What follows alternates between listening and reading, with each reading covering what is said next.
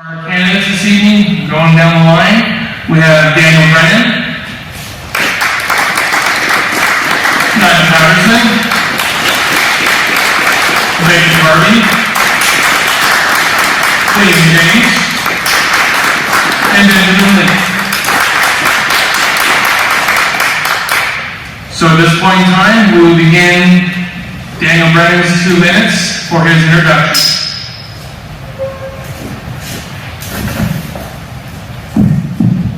All right, thank you for coming out. I know you have a lot of things to do with your time and your evening, but it's a very important thing for us to get out here and be able to talk to you, and you get to know us. So again, thank you. I will try my best to be very respectful of your time and not go over at all. But I wanted to tell you, again, my name is Daniel Brennan. I am one of your current seated city councilmen. I've been in that position for the last just going on 4 years come January.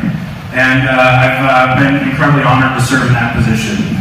I have a degree in political science from Boise State University, a bachelor's degree with an emphasis in public policy and American government. I also have an associate's degree from the Community College of the Air Force in business management. In my personal life, when I'm not working to serve the citizens in the city council role, I am a trooper with the Idaho State Police. Public servant through and through. My whole adult life, I've done nothing but work in some type of government capacity. I also am in the Air National Guard. I served 4 years of active duty with the Air Force, active duty, and now working on the rest of that time in the Air National Guard. This February is my complete 18th year of service. I'm a senior master sergeant now in that role. Today, I'm proud to announce that just this afternoon, the Boise Regional Realtors Association endorsed my candidacy for the Mountain Home City Council, and I'm honored for that endorsement that they gave. And in my last few seconds, I just wanted to clear the air with the community, and nothing negative, but I wanted you to know that I am campaigning on my own. I'm not partnering with any other member up here. It's a complete separate campaign. Although you may see some signs together, I think that's because the citizens of this community choose to support who they support. So, thank you for your time.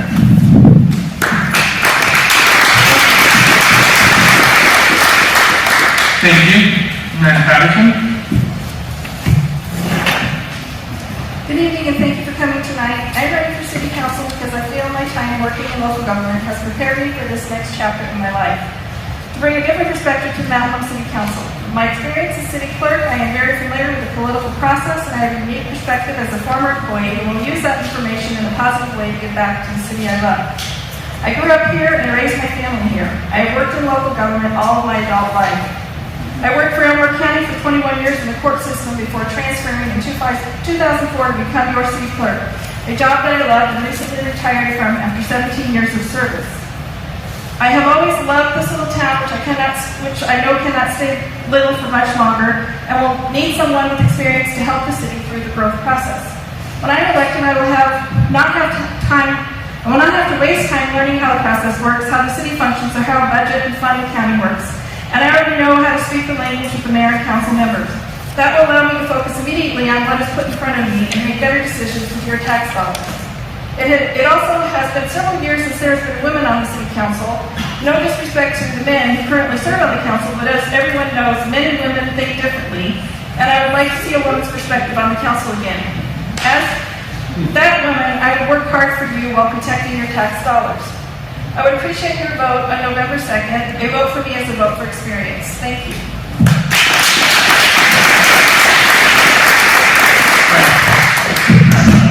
And Becky Garvey. Hello, my name is Becky Garvey, and I have to share a mic, so I apologize for this. I am a lifelong resident of Mountain Home. I am excited for this opportunity. I look forward to serving everybody in our community. My husband and I own 3 businesses, the Econo Wash Laundromat, Mountain Valley Plumbing, and Green Rose Property Management. We are very vested in this community and we care. We are raising our son here. The reason why I run, obviously we'll discuss those later, but I put in a lot of hours recently over the past probably 7 months looking into how the city functions, why the city functions, and the roles that they do. And so I think as far as operating and being a city council person, I've invested a lot of time in learning, and I think I would be a good asset for our community. And thank you all for showing up, and thank you for the Mountain Home Chamber. And Jimmy, it's very appreciated.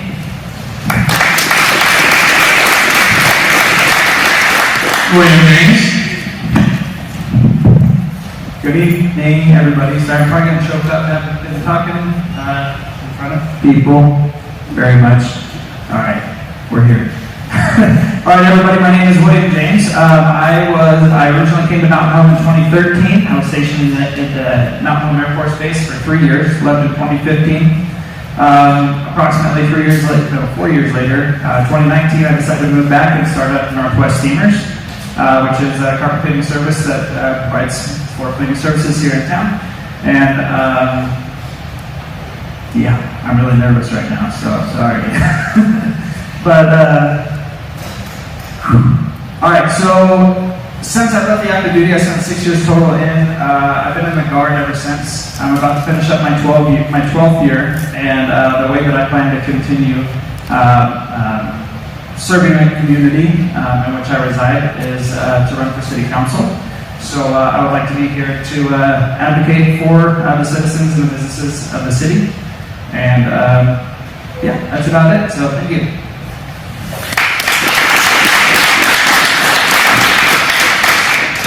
And Benjamin Lee.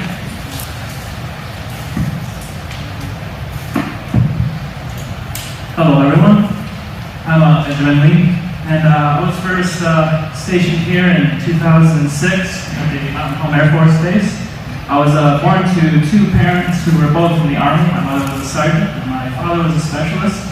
So I've been around the military my entire life, and I've never really had a permanent home until I've come here.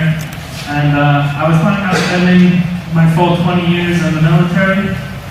Unfortunately, I was injured overseas in Afghanistan, and they medically separated me. But once they put Humpty Bumpty back together again, I decided I was going to keep going and continue serving as best as I can. And so I started getting involved in local politics in 2016, and I was elected to be a state delegate for the local Democrat Party, which was quite an interesting learning experience going from the military to something like that. And I've been very interested in continuing to serve in the capacities I can. So last year I ran for House of Representatives seats. I learned a lot from that. And I'm looking to help assist the community as we continue to grow. Right now I think Mountain Home, Idaho in general, has a growing opportunity with all the people we have coming in, the economic growth we have. And being a former NCO, it's our jobs to anticipate logistical issues, manage things that pop up at the last minute. And I believe I have the skill set from doing that in 2 years as a weapons team leader to offer the community my service in that regard. So, thank you.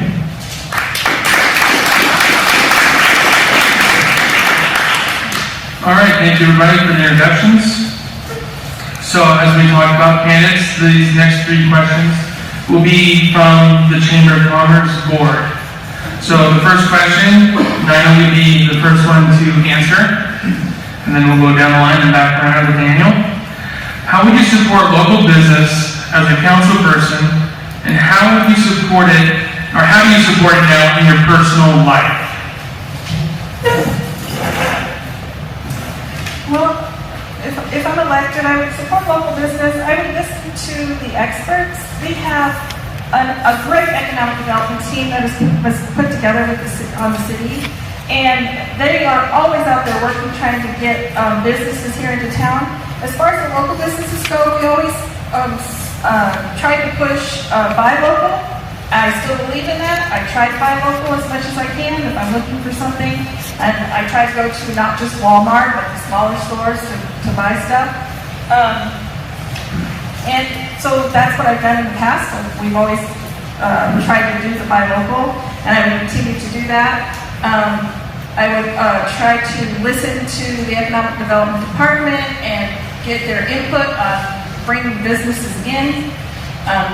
And they go to all of the different things to get new businesses to come in here, and I would listen to what you guys had to say about businesses. Everybody wants businesses to come in here that sometimes we can't bring in. We don't have the population or the number count to bring them here. We still look at them if they're wanting to come in. The businesses that are here, I try to get people to continue to go to them and just buy local is mostly what I try to support doing. Thank you.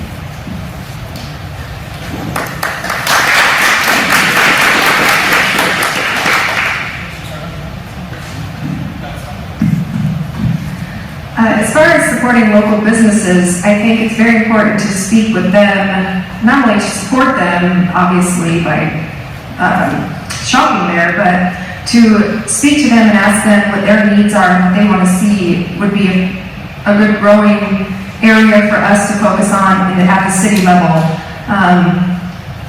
The businesses are very important in our community, and if we don't figure out what they need, it's hard to support them. I personally support a lot of businesses locally, and I think it's important to continue to. I have spent a lot of money at Cox Science in particular, support locally. But just trying to figure out what the future would look like for these little businesses as we add big business. This bigger growth is harmful, unfortunately, on the smaller businesses.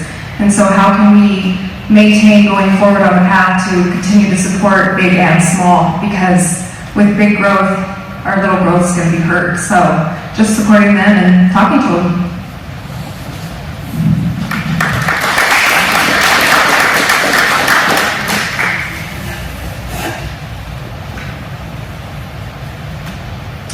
All right, so since I moved to Mountain Home in 2019, I started Northwest Steamers. One of the first things I did was I joined the Chamber of Commerce.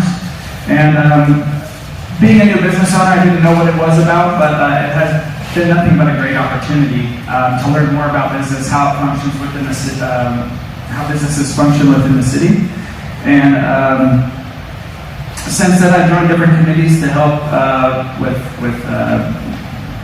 different events where local businesses are going to.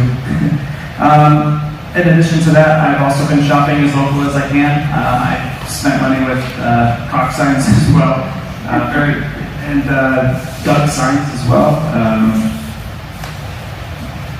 I just shop as local as I possibly can. Another thought that I do have about local business and supporting them is not just to shop with them, but we also need to make sure that we are learning as much as we can about their needs, which is one of the things that I will be advocating for is business owners within the community. As the community grows, we do need more business, and we need to help our businesses that want or need to grow to find that growth.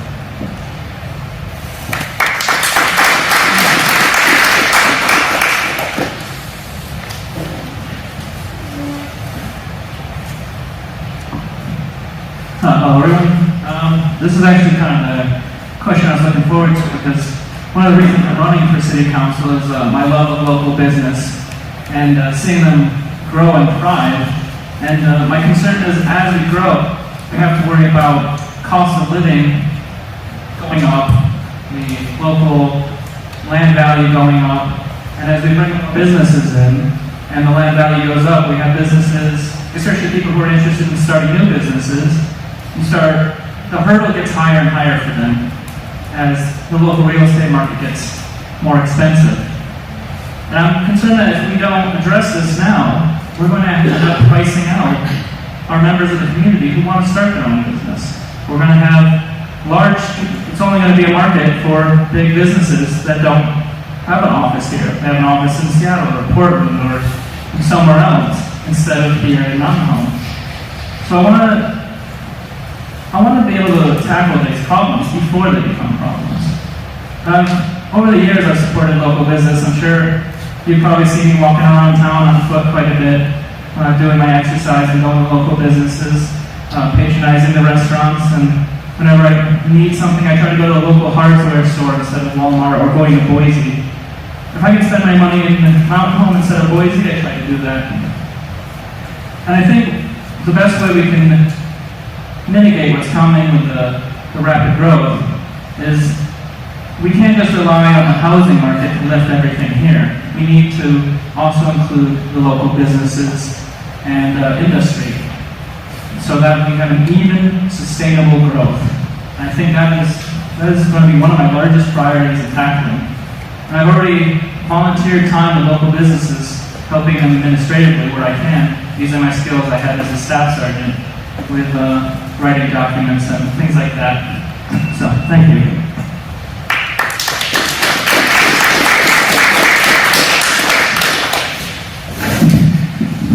So with the success of small business, local business, comes local policy and ordinance.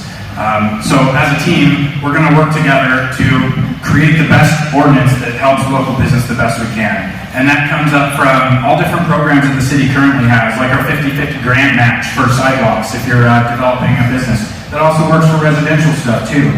We have the Imagine Mountain Home grant, which focuses on the downtown core of Mountain Home. The downtown is the heart of any community. And so if you have a business in that downtown community, we have that program that kind of gives you a little bit of assistance if you're willing to do a little bit of outside spruce up of your business to make the heart of our downtown look fantastic. And I hope to continue that program. We recently, in fact, took Imagine Mountain Home and shrunk it down in size to match our downtown overlay.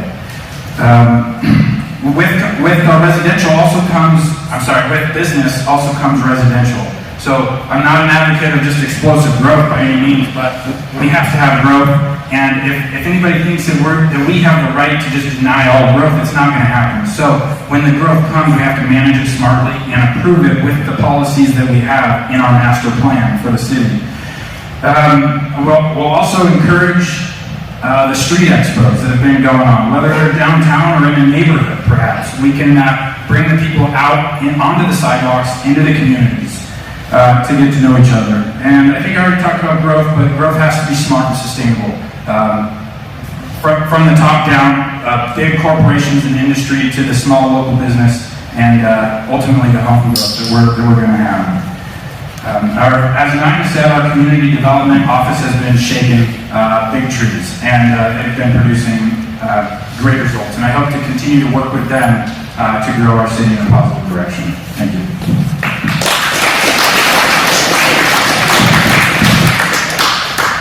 Okay, question number 2, Becky, you'll be the first one to respond to this. What do you feel is needed to better support our local economy, and what would you do as a city council person to achieve or gain those assets?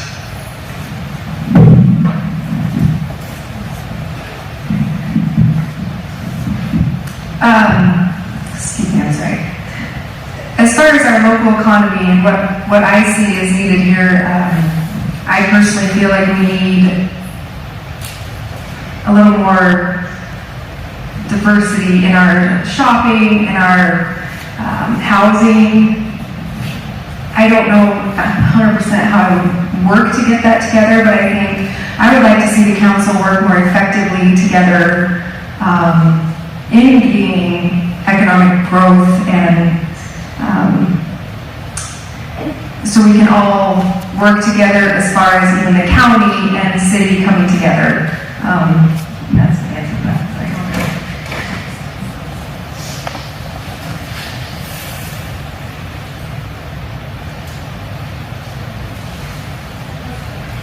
Right.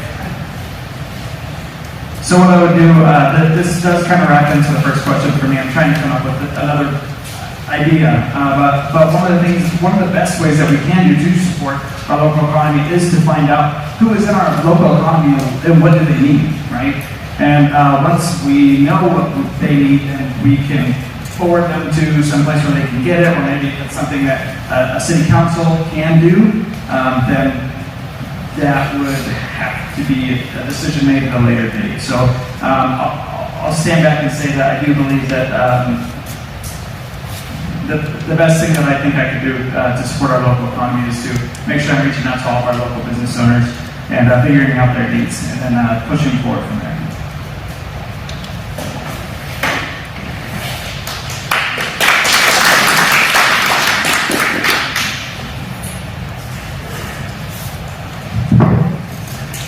Yeah, actually, I think one of the first things we need to do is, look at the plan we have in downtown, which a lot of people support, and it's, now that we've got the roads done, it's really starting to shake out, and I think people are seeing the potential in that. And I think downtown itself, we can look at are we having proper synergy with the plan that we want? There's a lot of commercial office on Main Street, and, it's good to have local commerce offices, but for downtown plan to work, I think we need more walk-in business, because not very many of us go downtown and see an office for real estate. Like, I don't want to buy a house today, I just walk in. I think for zoning, you can support new offices, another location for them to move to. Just encourage local walk-in businesses to come into downtown and synergize better with that plan of having, a place we can all walk to, go in and out of offices, have the local, the farmers market and the street fairs better supported by restaurants and more of the product selling stores. Also, we've got right there in Middle Park, we have the silos for the grain storage that when they come in and out, we get a lot of dust and grain in that area. And I was looking at the plan for the city industry rail park that we have by Optimus Park. What if we could go into there, set it up so we have industry over there, expand out in that direction that can support the local market that we can count on other than just real estate and, other regions we're trying to expand. What if we brought in industry in the park, use that railroad to be able to export from Mountain Home instead of simply importing all the time? So for my plan, it would be, how can we better utilize the resources we have?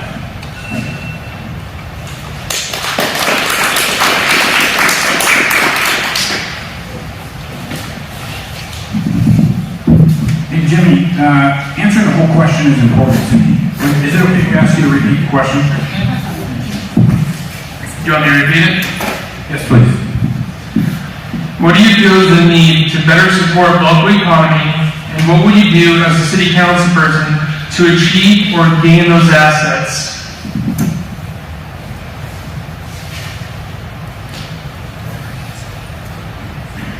Thank you, I appreciate that. Okay, so what is needed to support the community? I think it's a multi-tiered approach, which comes down to the stakeholders and our partnerships, right? Which includes, one, our schools for our kids, the residential, the commercial, the industry growth, our military that we have here, as well as different items of council concern which support the growth and development of our community, such as having an airport overlay, or a downtown overlay, or a master plan for the city, I think I said a master pathway plan already, but we have to have those comprehensive plans come together with all of these stakeholders that I mentioned so that we can formulate the best path forward for our community. Not just for me as a citizen or the 4 council members that serve, but for everybody. And so my actions in that to make that happen will come from attending regular meetings inside the council and outside the council. As a perfect example of that is currently the Elmore County's plan that's in the works to bring water to Mountain Home through Anderson Ranch Reservoir. Super important. Water is life, and I plan to be a true stakeholder in that, representing the city to help make sure the city's on board and our overall community's on board to get the water here to Mountain Home. Thank you.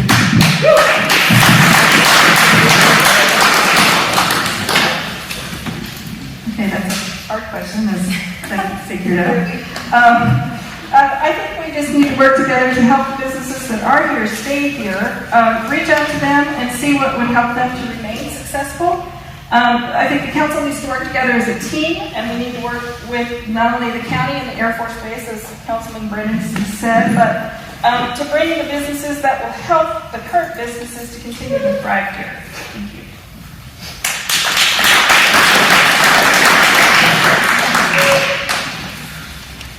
Question number 3, William, you'll be the first one to respond. How can the Chamber of Commerce help fulfill your vision if elected?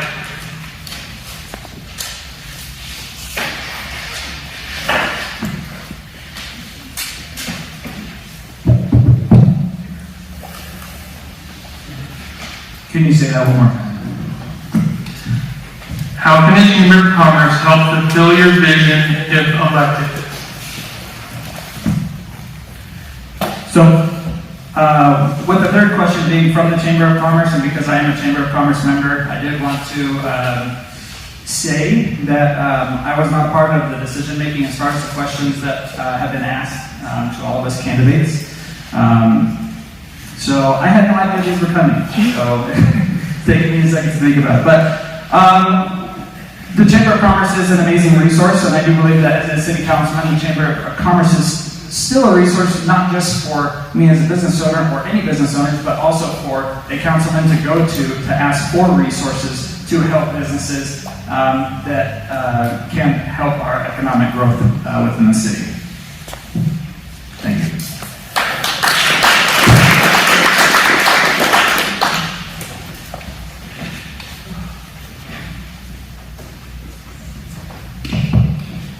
Yes, so the Chamber of Commerce is a great resource because it brings together the local businesses and the members of it into one place. And they have a broad spectrum of different businesses that are managed. So I can't be a systems expert on every business that's in town, but knowing where I can go to talk to someone who's a subject matter expert on their business, which every business owner is a subject matter expert of their own business. I can't know what they need unless I go to them and ask them. They're going to know what stresses are on their business. They're going to know what demands are. They're going to know where things are working and where things aren't. So if I come to the Chamber of Commerce, I can speak to a variety of local businesses all at once instead of, maybe having to go track down every single person. And so having a Chamber of Commerce, that's an amazing resource for a local community to have. And then this is why you can find a Chamber of Commerce almost in any town you go to. And so for me, that's having a point of contact for such a large portion of the community is very important to me. So that is the resource that I believe Chamber of Commerce is providing.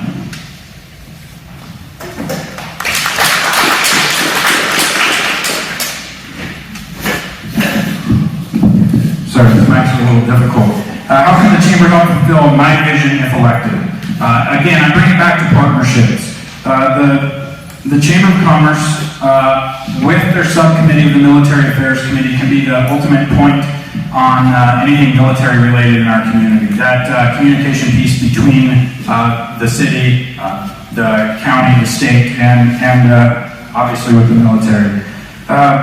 They are critical in smart creation of policy and ordinances, which will help benefit the businesses in our town. They will also help us, they will help me as a potential councilman, if re-elected, to network with the businesses, it's not just business too, the chamber has so many resources out there for individuals as well.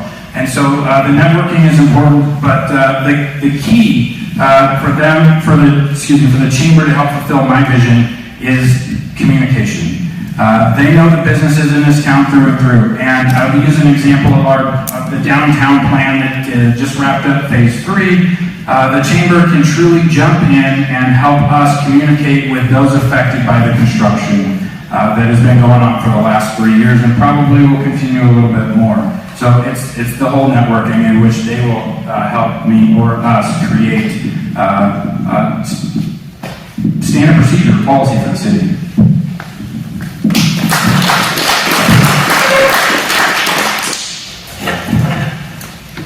I feel the Chamber of Commerce is very important, that it speaks to the local businesses.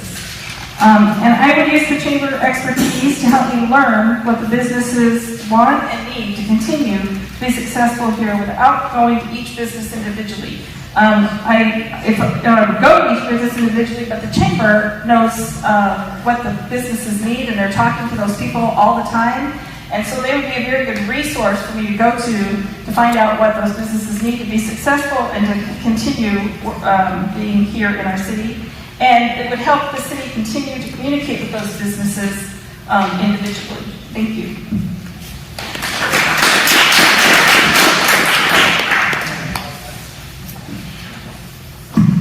Wow, okay, that last question really got to me. I apologize.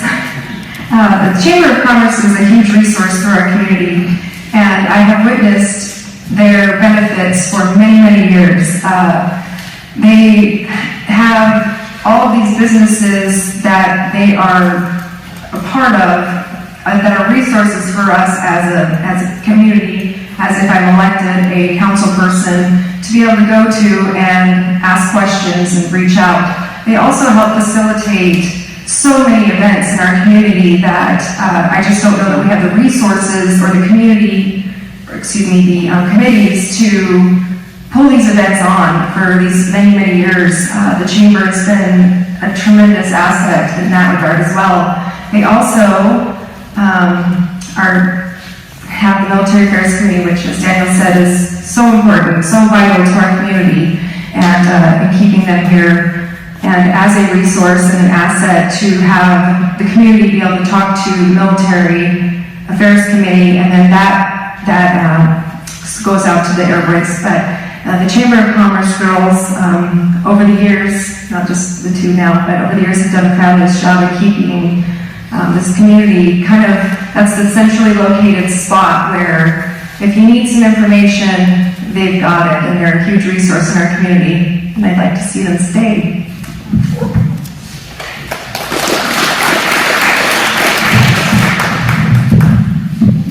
Okay, so that concludes the Chamber of Commerce questions. Now we have some questions from the audience. So Benjamin, you'll be the first one to answer. This one is from Brock Cherry. If the city received a $1 million grant to be used in any way you want it, what would you do with it and why?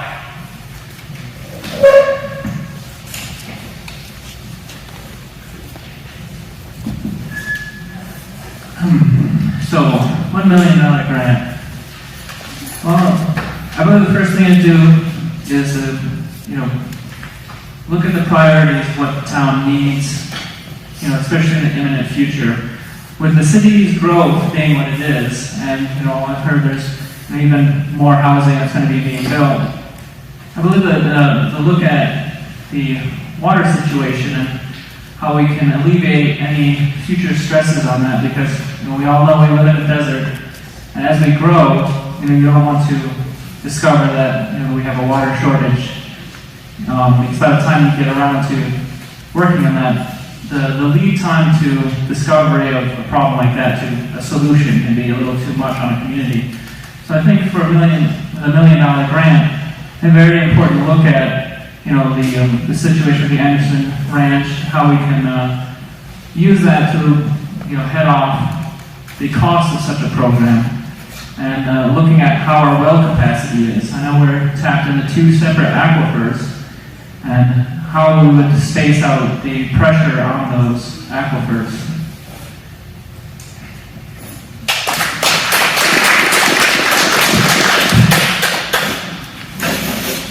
Brock, thank you for that question. You out here? Not today. He's not present today. Okay, so I feel like that's kind of a trick question. I'm going to be honest with you. If you're seeking a $1 million grant, what would you do with it? Well, let's be honest, I don't get to pick that. Grants come with very specific reasons on what you're spending it on. If we're getting a $600,000 grant for a pool, I can't turn around, or $1 million grant for a pool, I can't turn around and spend that on a basketball court or on a well. There's strings attached. So what would I do with it? I would do exactly with it as what the strings attached to it say. Right? Strings attached might not be the proper word here, but I think we probably get the gist. Is that we have to do with it. And in order to spend a grant, we have to have budgeted for it. So it's in our line items for our budget. A lot of you have come to us with questions asking, why is the fiber budget so incredibly high this year? Well, it's because we have requested grants, And if we receive them, we will spend them in that budget area. So that's how I would do it. Thank you.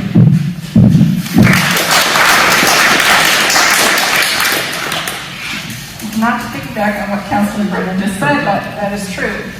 When you go out for a grant, you are very specific on what that grant is going to be for. It comes in, it has specific reasons what you can use it for. The documents you sign are specific to what you can use it for.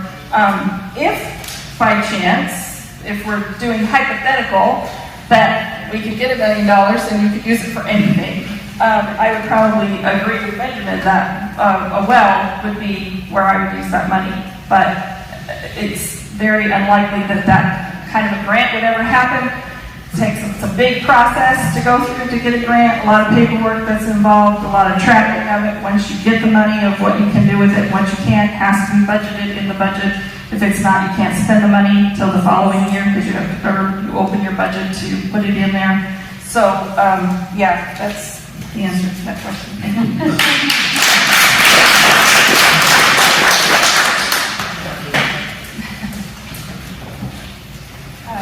So, obviously, these two answered it very well, and it is true, you cannot just spend grant money without strings attached. I 100% agree with that we need a well drilled ASAP, just to make sure that we are being proactive and not reactive on our water situation with the housing that's coming down the pipeline. It would be really horrible to have to dig a well very fast without the proper planning. If I had $1 million with no strings attached, aside from a well, if we had already had a well, I would like to see a plan put together to see what the city would need. And then go from there and spend it appropriately. And that's how I would spend $1 million.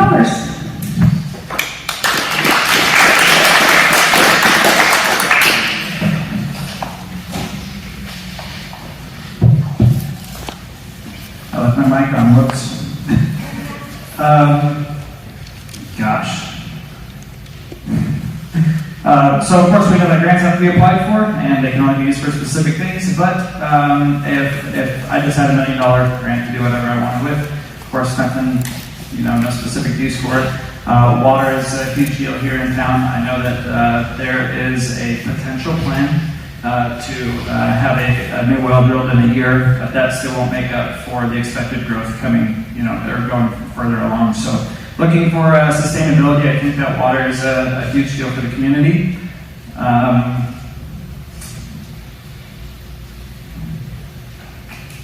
I would also, again, legalities, I don't know legalities, I'd have to look into it. This might be a hypothetical question, but looking at it hypothetically, I would look at ways that we could help local businesses within the community, whether it be with the fronts of their buildings or helping, give the town more of a facelift still, so it's more inviting for those businesses' patients.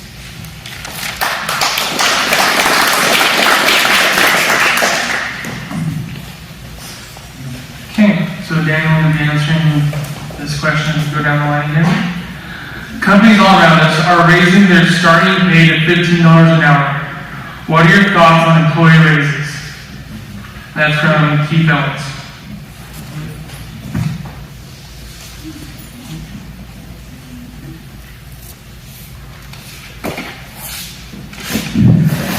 Keith, thank you for that question. I do appreciate it. Employee raises are tough. They're tough for many reasons. Is because when the budget cycle comes around, we don't yet know the revenues of the city, and so we kind of have to do our best prediction as to what it comes down to. However, I would champion that our raises are consistent with the market, the consumer price index, or however it is that the market's going up. Everybody tells me, hey, the market's going up 5%, I'm getting a 2% raise. Why? And I say that's a great question. It's a fantastic question. And I'm going to tell you, this year's budget cycle, the council never had an opportunity to vote on city employee raises. Now the argument will come and say, well, you voted on the budget. Yes, we did, without knowing our total revenues. And those raise amounts were put out there without it coming to the council for a vote. So this year, I'm sorry to say to our employees that I was not given the opportunity to directly vote on your raise.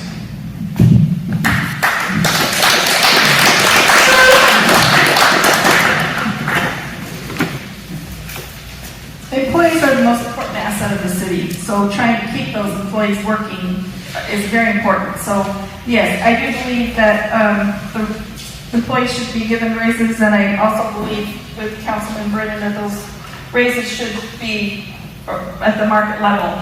If the city can afford it, that's the problem. Sometimes the city, we only get a certain amount of money, and we has to go around for a lot of different things. I know employees are very important to the city. We want to keep them here. We don't want to train them and then have them go work for somebody else that's local. So we try to keep our salaries that we pay competitive with the local people around us. We can't compete with Boise, so that's very hard because a lot of our employees leave and go to work in Boise. But we do have a comp ratio scale that we have an expert that we hire that tells us what those salaries should be. We look at that comp ratio scale every year, and we try to keep that competitive to the market around us, the cities that are the same size as us. And that is what we base those salaries on. And I would continue to support that comp ratio scale and keeping those salaries as competitive as we can with the cities around us that are the same size as us to try and keep those assets that we have working for us. Thank you.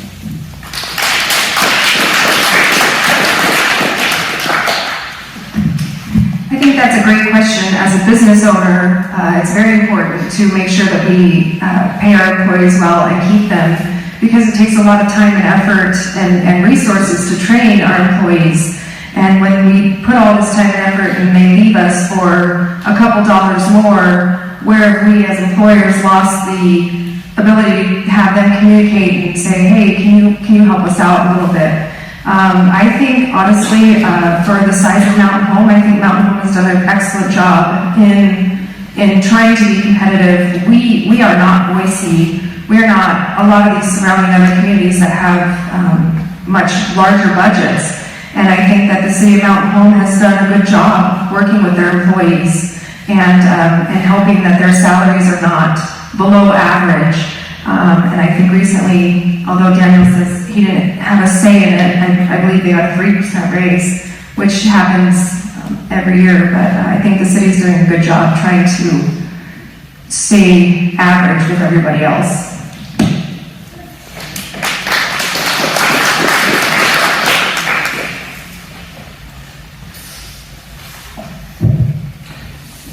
So also as a business owner, I haven't hired anybody yet, but I have been looking forward to, and it seems like, so the last few years I've just been kind of looking into it and what it's going to take.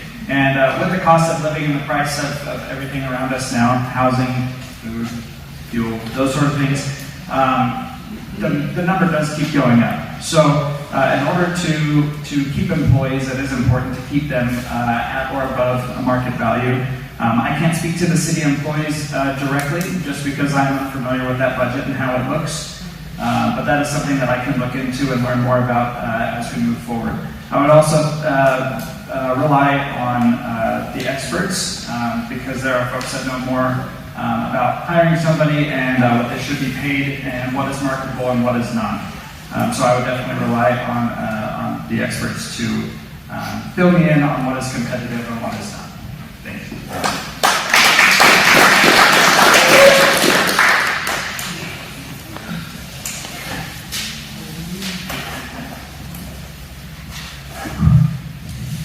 So, as a teenager, I worked in the state forest service, and then as an adult, I worked in the military. So I can definitely appreciate, when employees of the government and their concerns for wages and how they keep up with the cost of living.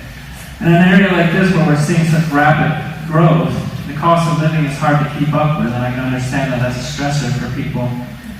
And I think part of it is, we have the experts who can crunch these numbers, and there are people to listen to on this subject, because wages are, when you're calculating wages for budget, it's a reactionary thing. You're looking at what happened last year and then trying your best to predict for what can come next year, which can be hard in an area where growth is happening so quickly.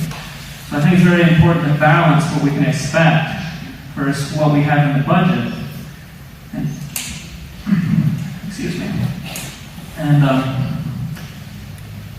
sorry, I have a bit of a back issue, so sometimes it catches me off guard. I have to sit down. And so, with that, it'd be good to talk to the expert and see what we've got, and make sure that Mountain Home isn't just a great, you're getting the pay, it's also a great place that people want to work in, as well as live in. And so as we improve the town and work on that, I think that's something that can, hopefully keep people here, instead of, having someone decide to go to Boise where they can make a couple extra dollars per hour. It's instead, this is a community where they love being here, they love their job. And so, it's not just about pay, I also want to improve on work conditions and speaking to the employees and seeing are you comfortable here? What issues are you having? Is there anything we can address in addition to your pay? So that would be something I'd love to get into and look at.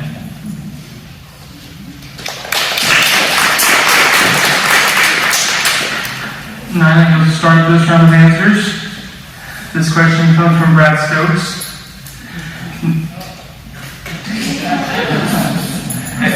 Name one positive attribute of each candidate.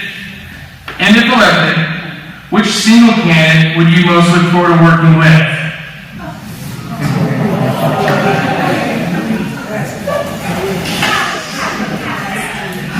Right, that's a hard question because I only know one of the other candidates, and that's Councilman Brennan, and he's a very well-spoken person. I like the fact that he can speak well. That's what I like about Councilman Brennan. I'm not going to go any farther than that because I work with him, but I don't know him very good other than working with him as a council person. and I don't know any of the other three people. I assume they would all have very good attributes to be able to be a city council person, or they would be up here trying to get this job. So, and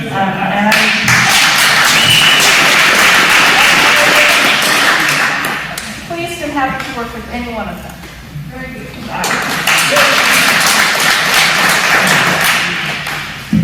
And I will absolutely echo that. I will be pleased and happy to work with any one of you guys. Brad, that was kind of on your question.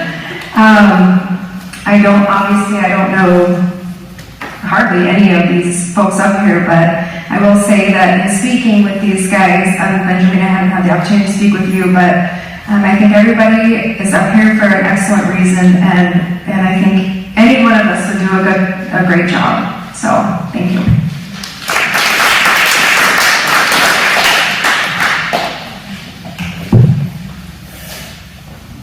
Thanks. All right. Daniel, I like yellow, even though I'm not wearing yellow. You're looking good. Nina, thanks for coming. I love your hair. It's fall this year now. Fall this year now. No, your dress is nice. Yeah, nice work. Nice work. And I have had the chance to speak with only a couple folks up here, I'd be happy to work with any of them so far. Thanks.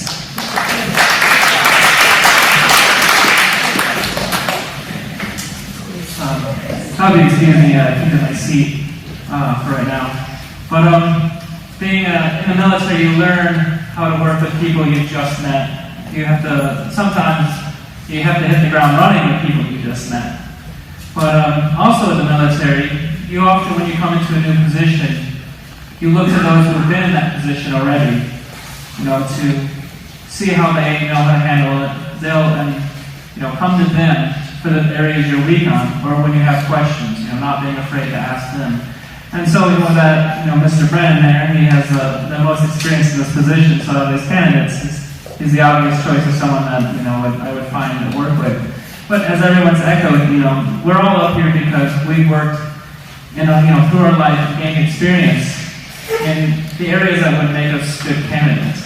and for the position. So, you know, I have the experience of working with people that, you know, I've just met, and especially in matters of, you know, life and death, you have to, you know, learn how to be able to work with people like that. So I would look forward to working with any of these candidates when we get on the city council, and you know, making this town, you know, helping shape its growth and helping it advance into the future. So, thank you.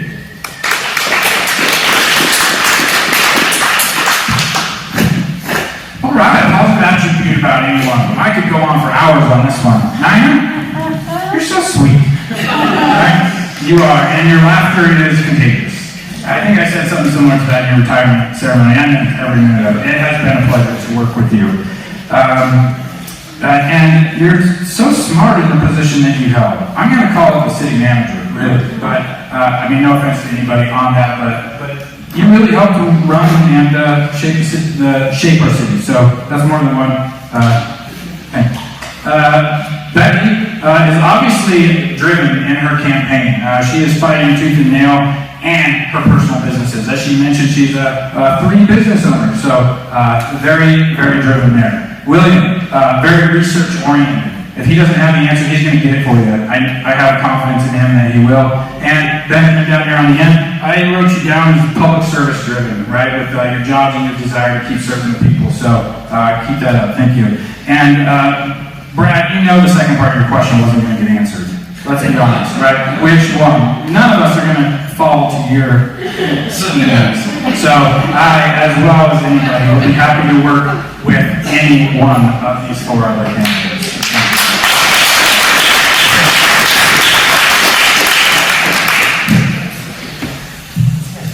Okay, so the next question is from Jake and Janice Pesson. This is to all candidates. And Becky will be the first one to answer. I want to know how each of you would help with the water problem with all of the building going on.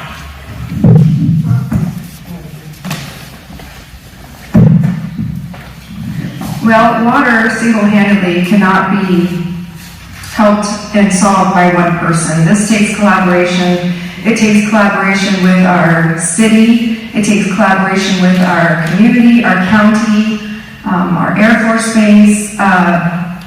As far as the water goes, I think there are several things in the works. The Anderson Dam Ranch project. There's the Snake River project, which the Air Force Base secured. And the immediate city of Mountain Home, I think it's important to pay attention to our water rights and our EDUs to make sure that these developments that we're bringing in are not going to take over our water supply. We don't know how much water we have in our aquifers. However, what we do know is that the city, as city residents, we will be fine because we all turn on our water and we have water. What we have to worry about is our county. Our county residents are who are going to be extremely affected because they don't have the luxury of building a new well possibly or going deeper. And so I think the city in particular needs to work very closely in monitoring the entire area's water supply because we are not a city without our county. And so I just think it's very important. And I think the city's on track with this new well. That's great. It's going to cost a lot of money. We happen to have some ARPA funds that I would like to see, if elected, used towards that money, or towards building a well. And that will, again, we will be proactive and not reactive, which is very important to me.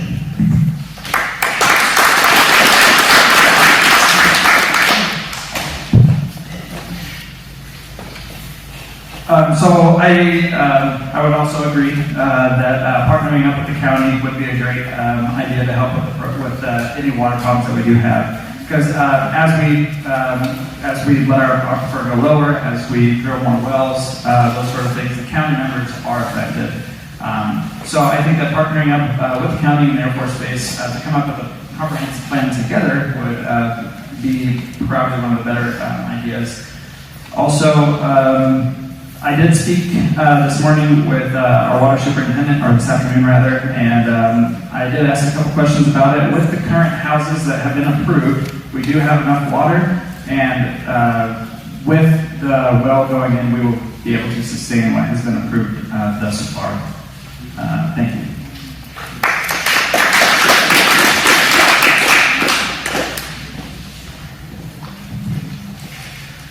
Yes, and I alluded to this in one of my previous answers, but yes, the water is, a large issue, water is life, and it's not really something you can negotiate with if it's gone. You can't just say, oh, well, I just wish there's more water, here's more water. It's something you have to plan for, you have to look at what's available, you have to anticipate future design, demand before it gets here. Which, as was said with the new well, we're doing that now. But at the rate we're going, will we still be at that years from now as more development comes and more, especially with the pressures at Boise, with their cost of living increases, we're starting to see people moving here from Boise. And so to expand that, we need, we need to be able to look at, with the base, what their demands are with their Snake River plan, with us, with the reservoir, and the wells, what do we have on hand, and what can we expect? And we also need to look at the thresholds of what if we get a bad year? If we get a bad year, do we have the overhead to manage that? So you can't just hope that every single year will be the exact same amount. What if we get a good year? How are we going to lean on that when we can? And so the water issue is definitely something I take very seriously, and I've even spoken to some experts out in Boise about how the entire region is looking. Because some places, they reach far for water once they hit the maximum output that they have in their region. So it might not just be our county using just our water. Someone else might want to get a source from the sources we have. They might want to reach in. So that's something we'll have to anticipate potentially and expect. So I think being able to talk to the surrounding areas, about their water demands is just as important as knowing our own. Thank you. Thank you for the question, Jake and Janice. I heard that right. Help with the water problem in conjunction with the development that we're going to have. None of us up here are water engineers at all. And so we have to really, honestly, we have to pay people who are smart and educated in that field to give us the correct information. With that, all right, everybody talks about water rights. We all have water rights. Correct, we do. We have a lot of them, and we have senior water rights. As others have mentioned, we have to be good partners with our county neighbors to ensure we're not drying up their wells, if at all possible. With water rights, though, comes water quantity. Water rights does not equal water quantity. And I have already asked on the city council to commission a study to check the levels of our wells to see what is under the ground. We know we have the legal right, but is the water there?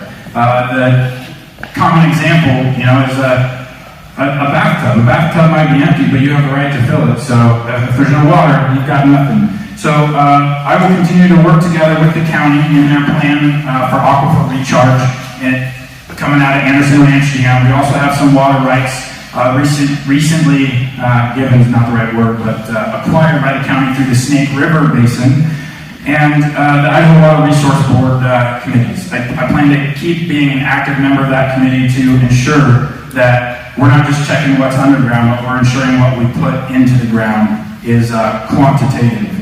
And with that comes financial planning. Becky mentioned ARPA, the American Rescue Plan Act money. We did recently receive $1.566 million that can be spent on water, wastewater, or broadband development, which this money can be earmarked directly for helping us grow our water infrastructure. And that is how I continue to, or will continue to help you. Thank you. Of course, water is very important. It's one of the major things that we have to talk about. And we like Councilman Brennan said, we hire experts to do that. We hire engineers to come in, and the Public Works Director, they're always looking at that. I would rely on the experts and the information that they bring. We've started to implement some dryscaping, and we look at the ordinances to maybe put some more dryscaping regulations into our ordinances. We recently put in, the city recently put in some tiered water pricing where if you use the water, you're going to pay more for it. So we're hoping that people will do more dryscaping to use less water so that they're not paying that high price for the water. And we still, like Councilman Brandon said, we currently have 1,700 EUs left that we can build on according to our experts. But like he said, if the water isn't underground, you can't fill the tub. But we do have, according to them, 17 EDUs left. One home uses generally 1 EDU. So, and the city is talking about, in the middle of, trying to put in an additional well. We're going to vote on that, I believe. And with that ARPA funds, the $1 million ARPA funds, they're going to do that, which would give us an additional 1,500 EDUs.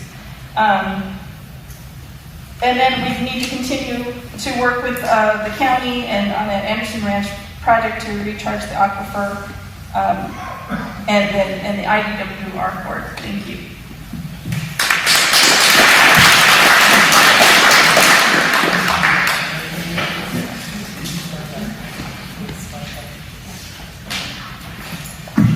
Okay, Wayne will be answering this next question. This one is from Nancy Thompson. And so we'll go to all candidates. Do you disagree with any of the decisions and actions of the current sitting council? If so, which decisions and why? If you have multiple concerns, your top 3 decisions or concerns and why.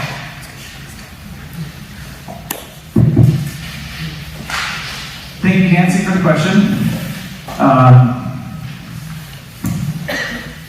I'm going to be quite honest and pass the mic because I feel like I would need to do more research and more looking into things as far as decisions that the current council has made that may be something I disagree with. I'm definitely learning a lot in the process of getting involved with the community and with the city. So I'm going to pass the mic. Thank you.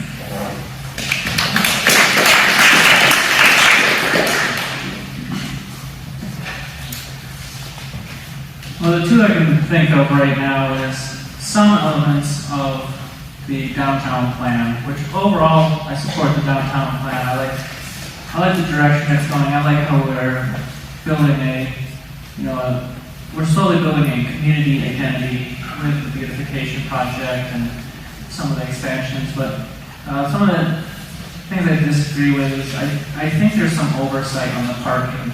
We're all aware that downtown's parking isn't quite what it appears to be. Some of that parking belongs to the churches and the new school that's going in. And so I'd like to see the plan address this concern because we can have all the shops downtown, we can have all the beautification projects we want. But, people being people, if they have no way to bring their vehicle there and park within a distance they feel comfortable with, they're going to go elsewhere. They're going to drive by, see the parking is full, and just continue on to Walmart or some other area. So I like the downtown plan, but that is one thing that I would change.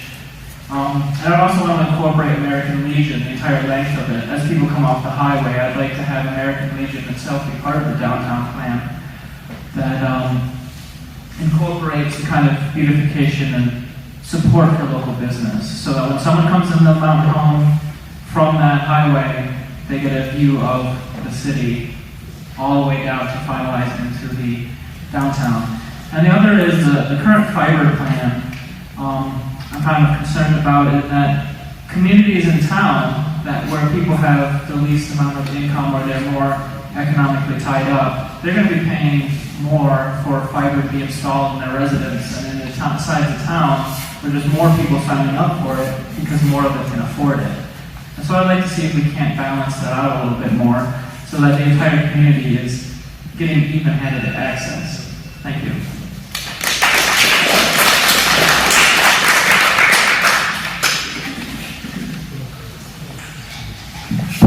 Gina, can I get you to read that question one more time, please? Do you disagree with any of the decisions and actions of the current sitting council? If so, which decisions and why? If you have multiple concerns, your top 3 concerns and why. Thank you. Nancy, I appreciate your question. On this one, I'm going to answer it as though you say the current council, which is the 4 current seated councilmen, but I've been here for 4 years, and I'm going to go 4 years back, so include 2 other people that have previously been on the council, just as a body, not as individuals. But early on, I believe it was my second day on the second meeting in the city council, there was a giant land swap deal which stole from our citizens. And I shouted that from the mountaintops, and I still disagree with it. Has good things come of it? Yes, I would never deny that. Great things have come, but we gave away a lot of money in land for that land swap. I totally disagree with it. Benjamin mentioned the downtown. I do support the downtown plan in terms of the underground infrastructure had to be fixed. No questions asked. Our businesses were flooding out downtown. The part that I didn't like was the lane diet, and for that reason, I voted against that plan as one big vote. I didn't get my way, and that's okay. That's the way government works. But from that moment on, I continued to vote to pay the bills. There's no reason to hold back the bills when the decision has been made by the body of government. I voted against receiving the grant for the skateboard park, and I'm going to just cut people off there who probably have the intent to ask me that question later. I voted against it for several reasons.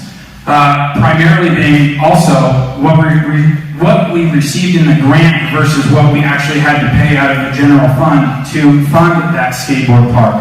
And I know what comes with it, and I'm not trying to be mean or evil here or anything, but I'd like you to know that since the skateboard park has been in operation, the City of Mountain Home has received 239 calls for law enforcement service at the skateboard park.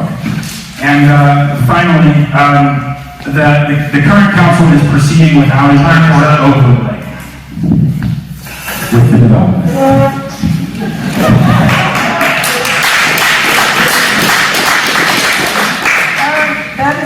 That is a good question, but I don't know that I've got an answer for that. I've been sitting here thinking, trying to rack my brain on different things that happened as I was the city clerk.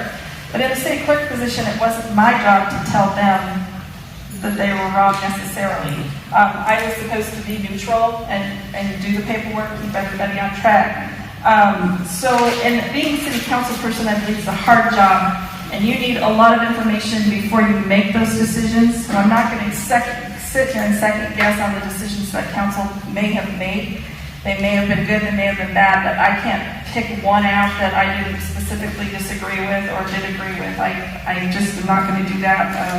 It's a hard job, and until you're up there trying to make those decisions and you hear all the information, you're not going to please everybody, and everybody's decisions are going to be different. Thank you.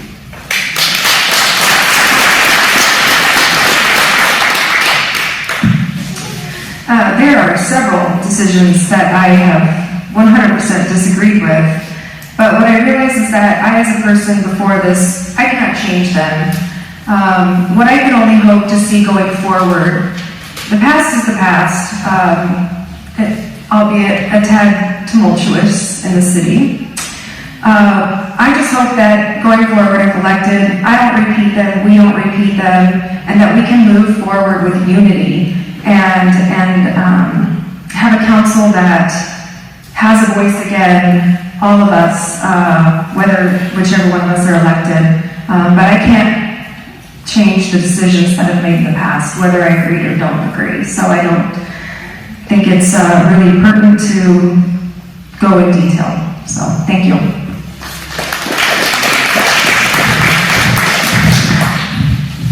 Okay, so the next question is addressed to Nine Patterson. This is from Terry Manduka. You served our community for 21 years in county and 17 years working for the city. What motivated you to come out of retirement so quickly? And what new ideas will you bring as a city council member? Wow. Well, I retired to take care of my grandbaby, and That is something that I really love. I'm enjoying that every single day. But I felt like because I had worked for the county for all those years and worked for the city, that I still had some time. I'm only 59 years old. I have years to give still to the city that I live in. And with my experience of being the city clerk, I have watched, like I said, the councilmen make those different decisions, and I feel like I have experience now after watching that and keeping everybody on track and doing all of the paperwork, and I know how to do the ordinances, and I know what the resolutions are, I know what all that is. I just feel like my experience in working with all of that helps me be better prepared when those things come before me to make better decisions on where we go with our city. So, I don't know what the second one. You're really old, Linda. I know, thank you. Right in the back, Mr. Ratliff. What new ideas will you bring to the council? She knows I love it. Wow, new ideas. I'm just going to have to go with what comes as we are taking up the issues. I'm going to have to come up with ideas as we go along. Because everything's going to be different. There's going to be different issues that come up, and so I'm going to have to come up with the ideas as the issues come before me. I can't come up with one right now off the top of my head. I'm sorry. Thank you.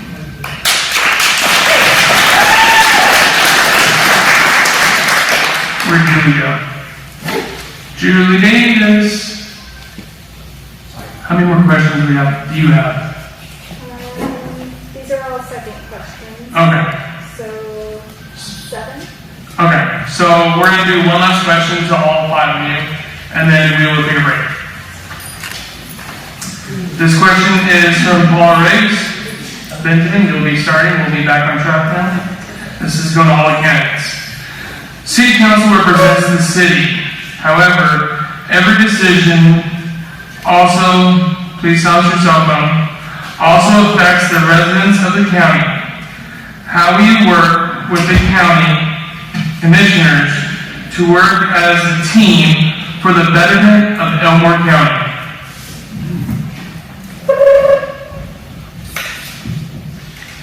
Yeah, so in the military, you learn how to manage your team, and you learn how you have to take, orders from on high for demands.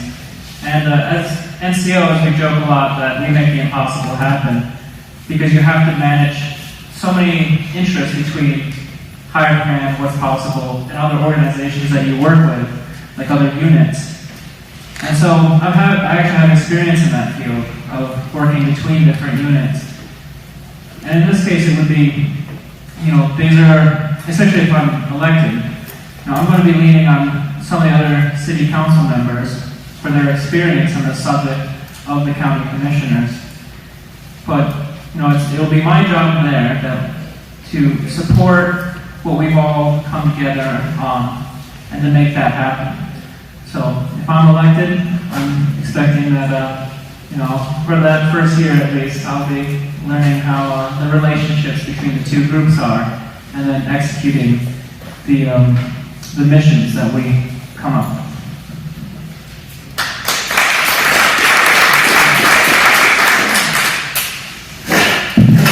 All right.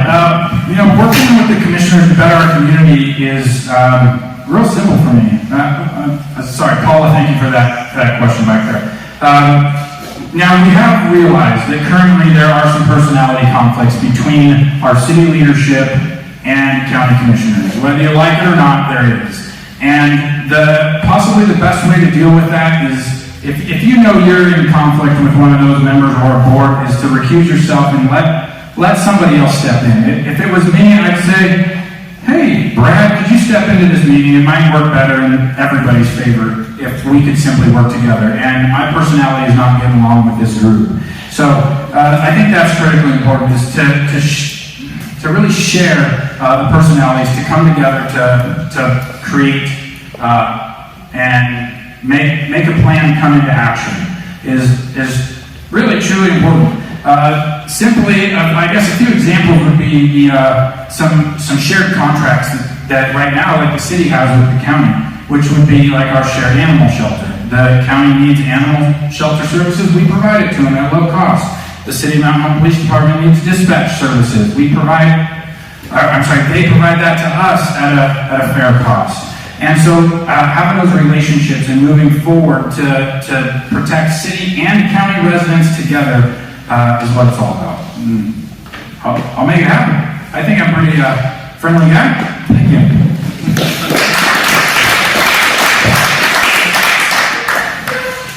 Yes, I don't have a problem working with the county commissioners. I know them all. I've been friends with them for years. I went to school with 2 of them, and we have a really good relationship. I'm easy to get along with. I don't hold a grudge, and in my past jobs I worked with, I had 15 different judges that I had to work with over the time of working at the county. I have worked with 3 different mayors, numerous council members, and I just adapt. I don't have a problem with that. So I believe that I could work well with the county commissioners. I don't think there would be a problem. And like Councilman Brennan said, if there was a problem, if one of them didn't like me for some reason, then I would get somebody else to step in to deal with that if there was an issue. Thank you.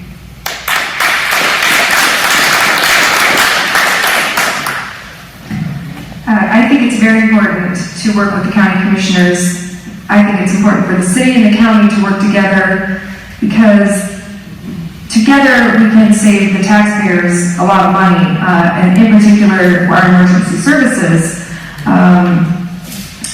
That has not been great in our town for a long time, and I think even if there's a personality conflict at the higher level, that I think that if we can have a city council that could come together and start to build this relationship back with the commissioners that we've lost. I think this relationship has been lost for several years now, and it's just not necessary.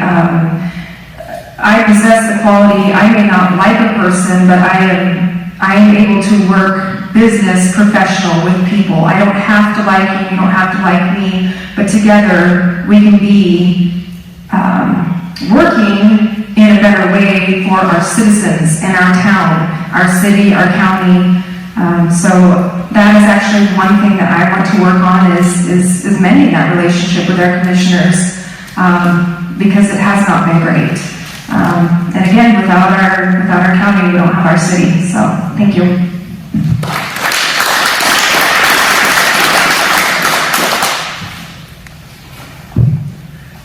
So I'm actually unfamiliar with the current relationship between the city council and our county commissioners. However, I also do believe in making sure that when we are making decisions with other folks, whether it be the county or amongst ourselves or any business in town, that we work for the citizens, regardless of whether they are in the city or in the county. We do need to be working for everybody so that we can all work together.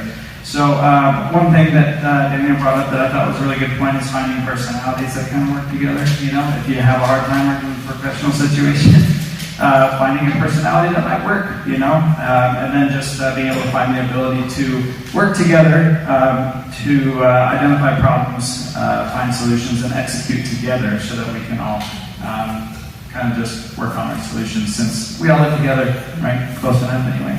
Thank you. Speak slow, guys.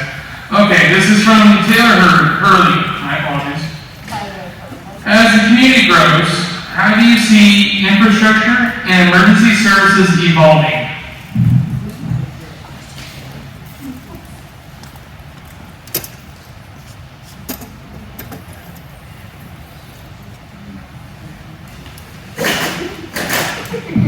I just have to write down the questions, right? Making sure I don't miss anything. All right, infrastructure and emergency services evolving. They go hand in hand, and with infrastructure, I'll wrap in development into this question. Development development needs to pay through itself through impact fees, right? Impact fees are designed to support and grow our infrastructure so that a new developer comes in, they pay for their own streets, they pay for their own connections to our water and wastewater system.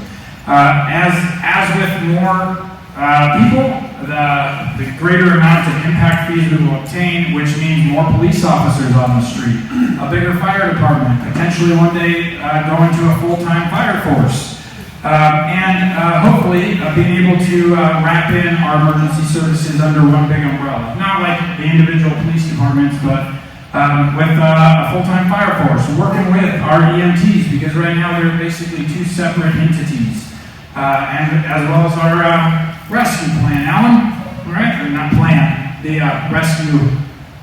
rescue guys for the crashes and trench rescue and all that stuff. So with the growing infrastructure, we've got to get those impact fees, which the city council now has commissioned a study with impact fees, making sure that our fees are in line with today's standards. Our impact fees had not previously been updated for, I'm not going to give you an exact time, but it's been a long time. And so we brought in some professional companies to help us better design and make sure our impact fees are not overcharging citizens and not undercharging them so that they're not paying for the development that they're bringing in. Thank you.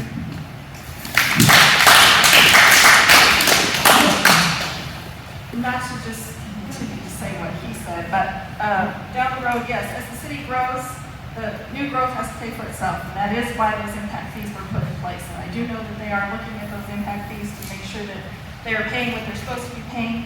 So I do see down the road an additional fire department, or adding on to what we have, or making that one the fire station 2, and changing all the numbers and building a new one somewhere else, because we're going to have full-time fire department at some point. We're getting to the point where that is going to have to happen, and we're going to have to come up with the funds to try and pay for that. And with that growth comes additional police officers. You're going to have to add police officers. You're probably going to have a second a police station on the other side of the tracks, and along with maybe an additional another fire department over there. And to work closely with the search and rescue teams and the county to try and work together, and maybe we don't have to have so many different, like rural department has fire trucks and we have fire trucks. Maybe we can jointly come together to have those joint fire trucks, more of those joint fire trucks, so that we have all the resources going together instead of both departments paying equally the same amount. Thank you.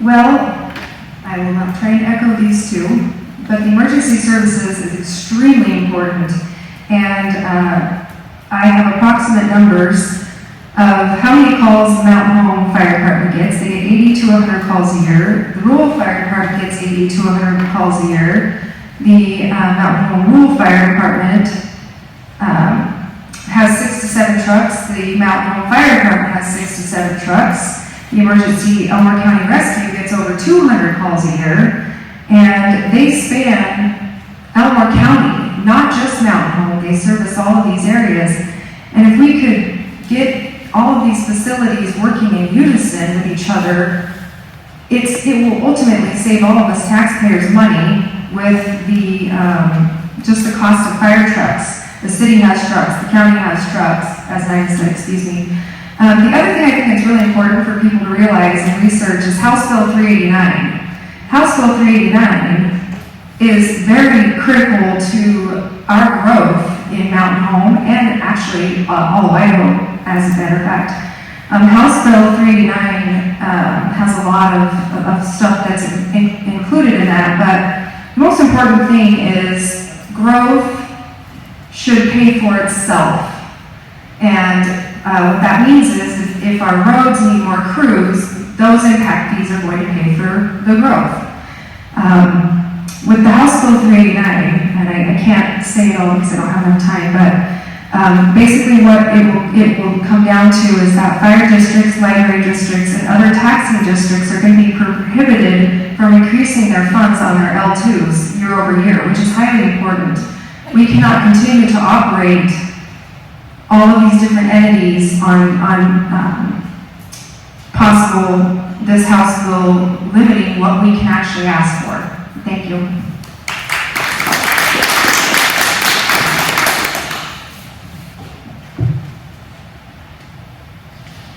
You guys don't, that's not. I have a lot of research to do. I do agree with you, Becky, that growth does pay for itself, but outside of that, I can't really speak to this subject in the detail that the last three candidates have spoken to. So, yes, I'm going to pass it on to you.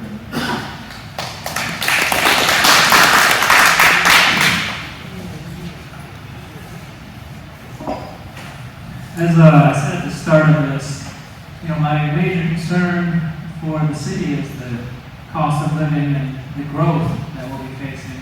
And when you have rapid growth, you're dealing with thresholds, and you're dealing with, when are you reaching that threshold of when you should spend on something? And also efficiency, because as you grow quite quickly, it becomes tempting to not be as tight with budgets or maybe not as efficient with structures because you're keeping up with the growth and you're flush with that growth. You get more, it's easy to see that than to notice your efficiency level. When I was first deployed into Afghanistan in 2007, that was a base that was growing very rapidly, but we had quite a lot of inefficiencies because of it. And I personally experienced, firsthand going a month or more without food because they forgot where we were. And so when a local town, as they were saying, impact fees are going to have to adjust. But can we find ways to maybe combine things efficiently? Maybe we can restructure things as things expand to avoid making those impact fees necessarily have to go as high as they would first appear on paper. Can we save people from having to spend some money so we have more investment in the local community? And the emergency services, as I say, we're reaching the point where people are being strained, the resources are being strained, and that doesn't just put the community might have some dangers along with that, but then the people who are volunteering, the people who are working in those services, they're going to be put in maybe more dangerous situations because of that strain. So if we can avoid that, head that off, see where we can combine things to even out the load between the emergency services instead of maybe having disconnected services that are trying to decide who covers what. I think it's very critically important. Thank you.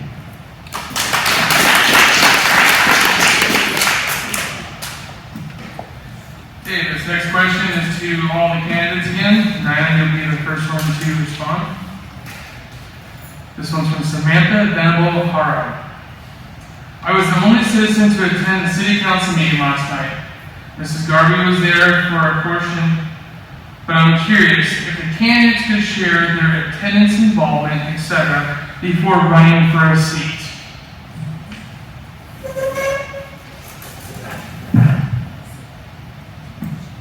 I was at every city council meeting for 17 years. And I retired in the middle of May. I have not been to the city council meetings since then. I have watched some of them online, but when you go to them for 17 years, you kind of don't care to go much anymore. But if my plan was,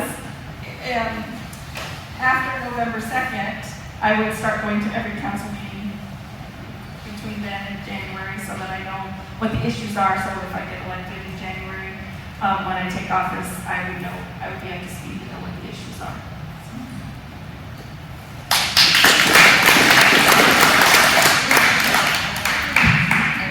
Since announcing my candidacy, I have been to every single city council meeting, and prior to that, I attended a lot because I was very interested in learning about the developments that are coming to Mountain Home, which pretty much spurred my reason of deciding to run. There's a lot of growth here that I wanted to start paying attention to.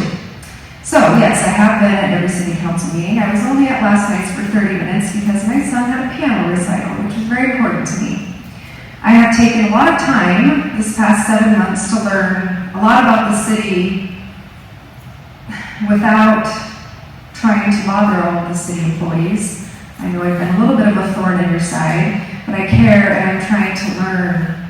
Even if I'm not elected, what I've learned has been amazing, and I feel like I'm a good steward of our community in that I can go forward and understand what is going on in our city and what is impacting our city and what's important to our citizens. Thank you.